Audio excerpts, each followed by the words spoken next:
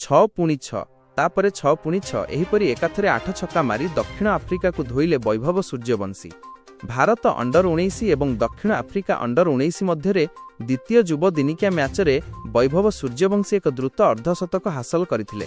से अष्टम ओभर प्रथम बॉल रे एक छक्का मारी 19 बॉल रे निजर 50 रन पूरण करथिले।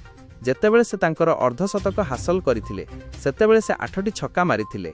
मोट 48 रन केवल छक्का साहाय्य रे करथिले। वैभव सूर्यवंशी प्रथम ओभरर द्वितीय बॉल रे एक छक्का मारी इनिंग्स आरंभ करथिले। से ओभरर पंचम बॉल रे आउ एक छक्का मारिथिले।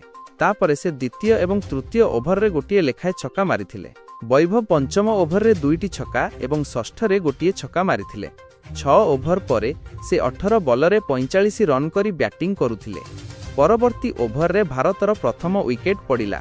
आरन जॉर्ज 20 रन करी आउट होइथिले।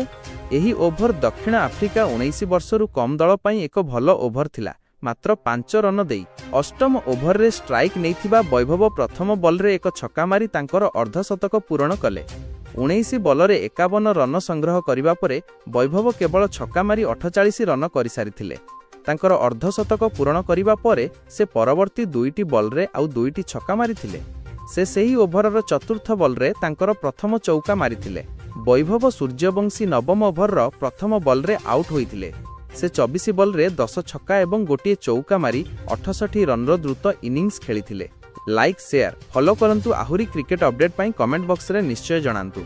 आमे प्रतिदिन आसुछु आपणक पाखकु क्रिकेट रो प्रत्येक खबर सबुठारु शीघ्र नै। तेणु चैनल को सब्सक्राइब करंतु।